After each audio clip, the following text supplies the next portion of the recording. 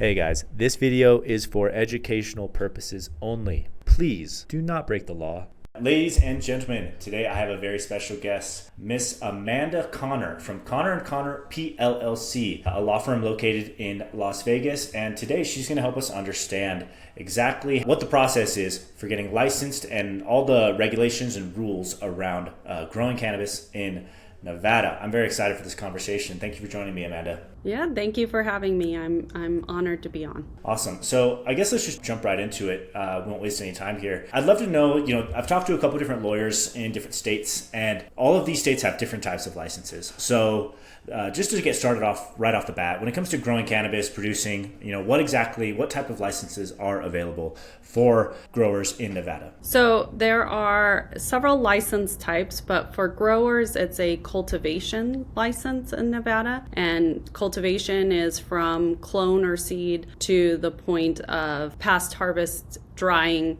packaging, but no actual chemical or other process to change the product. So, you can have flower and trim come out of cultivation, but that's it. The next license in Nevada is production, and production is any processes done, extraction, rosin press, any of those are done at production. And then there's a dispensary or retail store license. Obviously, that's to the customer, the storefront. In Nevada, we recently opened up lounges, so that's for consumption.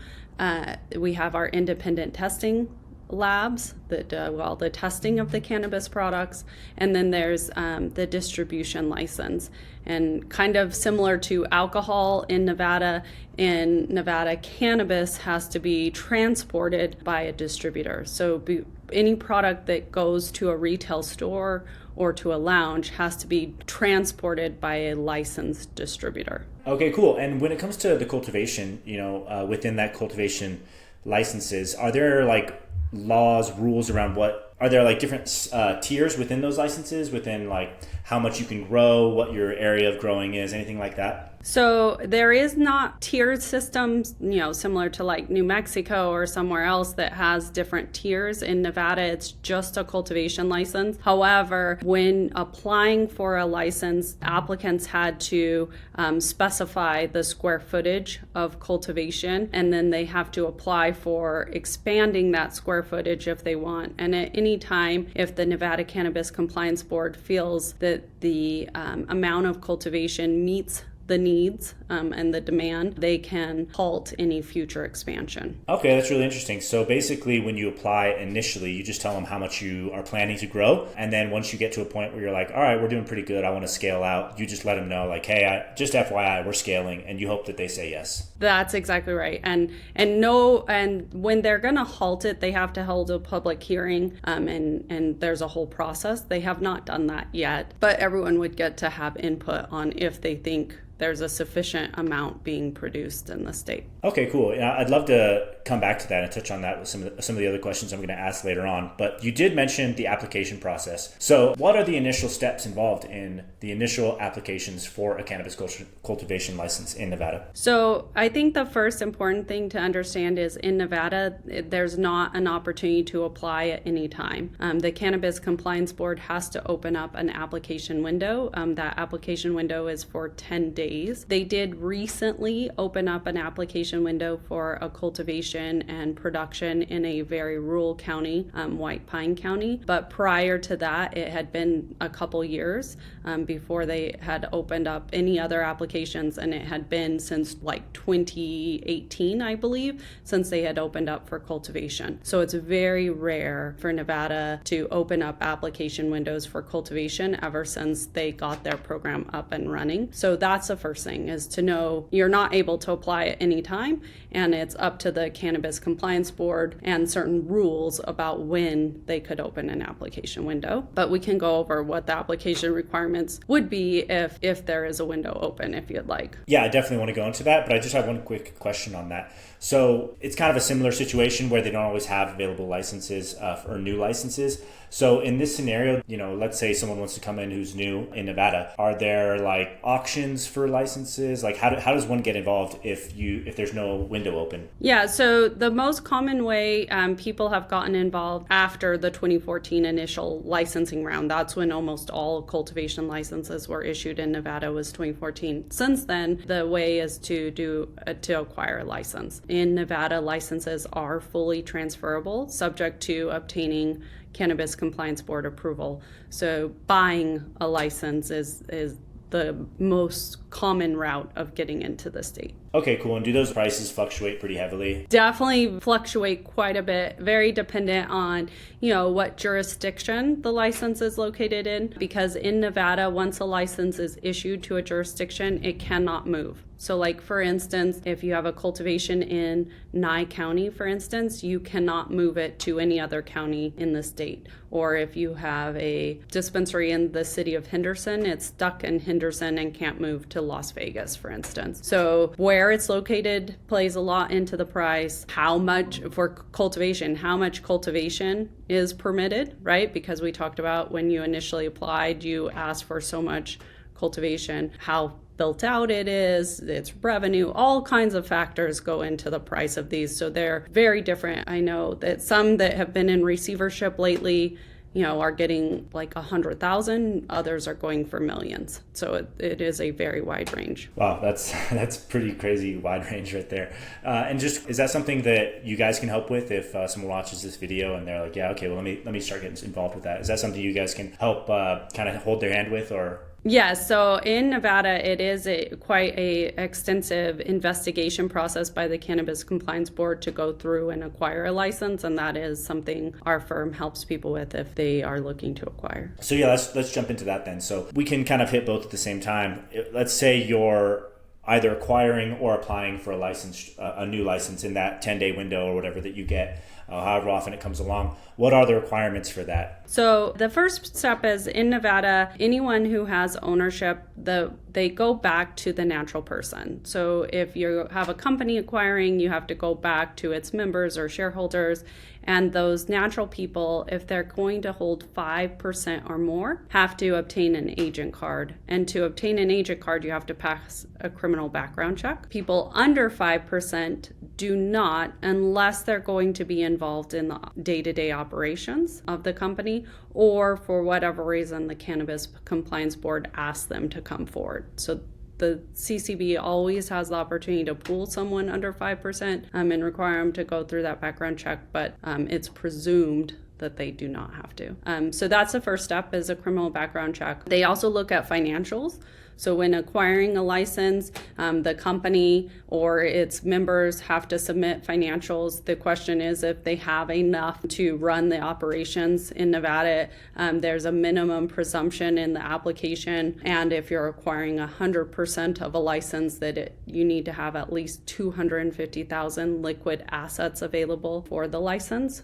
But they'll also do a review and investigation of the financials of the company or of the members or shareholders. Yeah, I just want to clarify. You said natural person. When you say that, what do you mean by that? Actual physical person that has a heartbeat, because in some states you can go to, Amanda Connor LLC is the owner, and I don't have to disclose the actual heart beating person. But in Nevada, no matter if it's 20 companies beforehand, you have to go all the way back in this organizational structure to the actual physical person and go through the dilution to get to how much do the physical people own. Got it. So no hiding behind some like anonymous LLC or anything like that. I will say with a caveat, there are publicly traded companies are allowed in Nevada, which obviously that creates some hurdles to this natural person. Publicly traded companies have annual disclosures of who their shareholders are to the Cannabis Compliance Board. Got it. And so, okay, that maybe answers my question, but I was just curious. So do you have to be a Nevada state resident to have any of these licenses, or? No, there is no residency requirement. In an application, they can look at community involvement, business background. So especially in the early days, there was some, at the local jurisdiction level, preference for Nevada resident involvement in these businesses, but it's not a criteria that you be a Nevada resident. Okay, got it. Cool. So let's say I began the process of acquiring a license. Perhaps they're the same, perhaps they're different. What's the typical timeline you're looking at for that? It varies greatly. So for applying, by statute, there's like a 10-day window.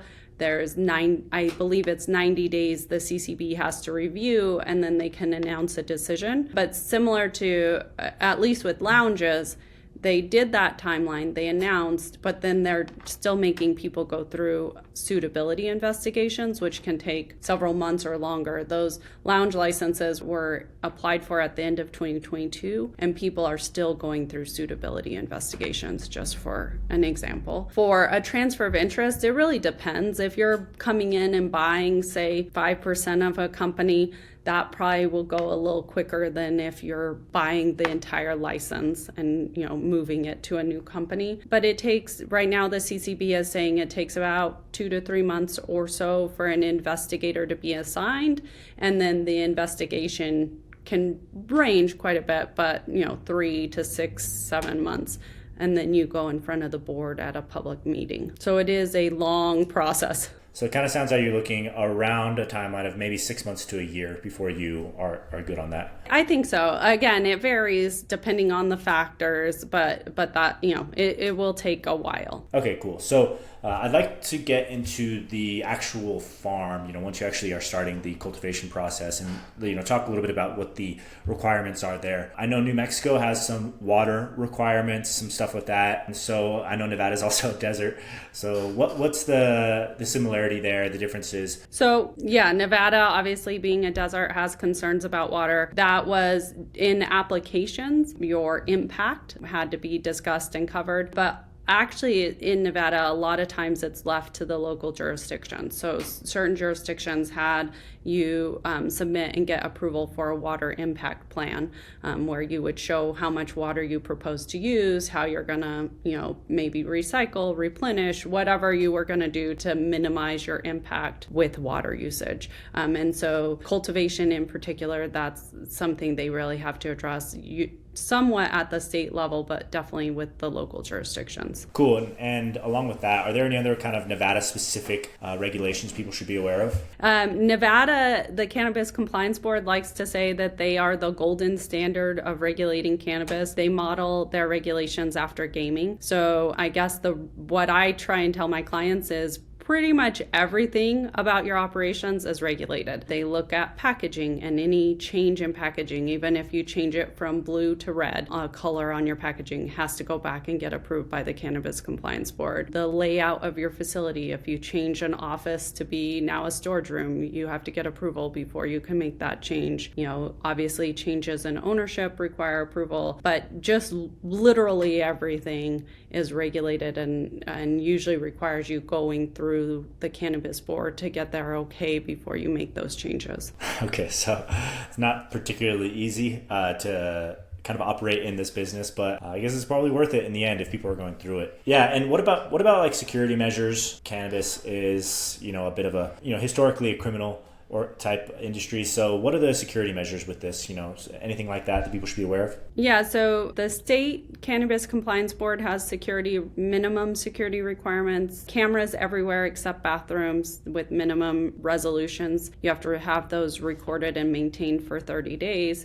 You have to have battery backup, so in case the power fails, your cameras continue to operate. You have to have alarms. On those cameras, the Cannabis Compliance Board and local law enforcement have to have access into them anytime they want. And then you have to have other security measures, access control, those types of things. And then in Nevada, if any of your security equipment malfunctions, you have to report it to the board within 24 hours, have an alternative plan in place, and if not, they can issue you fines and violations. The local jurisdictions can increase those, so some local jurisdictions require 2 months of video footage, for instance, instead of just 30 days, or extra security precautions. And then outdoor has its own security requirements, such as fencing and camera coverage on the outdoor areas. And the one interesting, I think, about outdoor in Nevada is proximity to having law enforcement presence be able to respond to your facility. You have to be so within a certain range of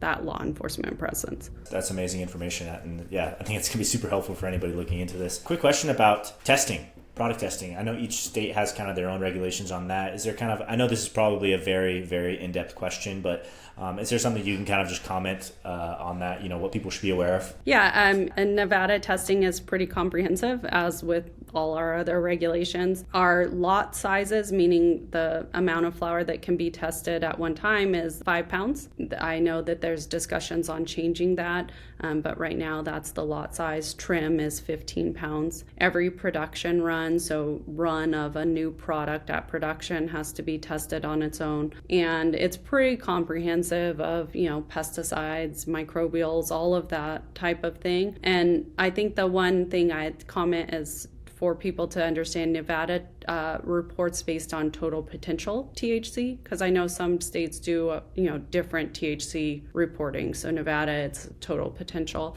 They also call out the Delta 9 THC, but the total potential is where they report and track by. Okay, cool. That's some really great information. I think we've kind of covered everything that someone who's doing their initial research is going to be interested in. And I just want to tell you guys, if you guys are really, really interested in pursuing this, obviously reach out to Amanda. She's obviously an expert in her field and knows what she's doing. So she can definitely help you guys out. The final questions I just wanted to ask you about this are, some more just basic questions. What is your opinion on the industry in Nevada? Should people really consider getting into this, or do you think it's just too competitive? I know in general, the cannabis industry has gotten very competitive. So what are your thoughts on the industry, in particular in Nevada? I think as a whole, you are right. The cannabis industry has gotten very competitive, but we're seeing more and more states legalize, and we're seeing the federal government finally starting to have discussions. It looks like we may be rescheduling, maybe. I think that my opinion, and in talking to a lot of experts, Nevada is a great place to position yourself in anticipation of federal legalization, because Nevada has a well built out, highly regulated industry. So similar to gaming, if federal legalization comes in place, at least some experts believe that when deferring to the states, they'll want states to have a structured, regulated market. So Nevada is already kind of well placed to be that.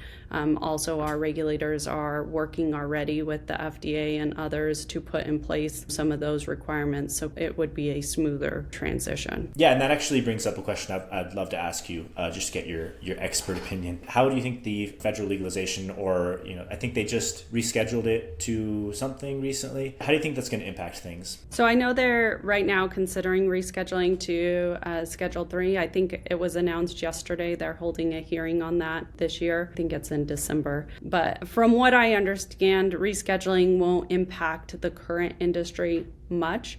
I think the biggest impact will be on taxes.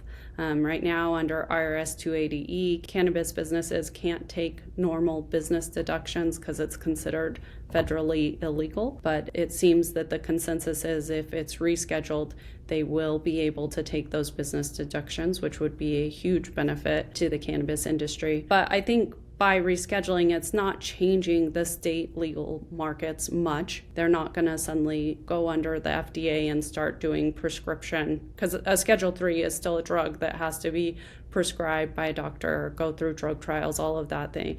I don't think the state markets are going to shut down to suddenly go under a Schedule 3. So I don't think we're going to see a ton of change, but we'll see some positive impacts from it. Well, a step in the right direction is still a step in the right direction. Well, Amanda, thank you so much. I mean, I learned a lot about this. I'm sure anyone who's even remotely interested in getting started in Nevada is going to learn a ton from this. So I really appreciate it. And one more time, I'm going to put your website right up here. But if you guys are interested in going down this route, please contact Amanda. Yeah, thank you so much, Amanda. Thank you.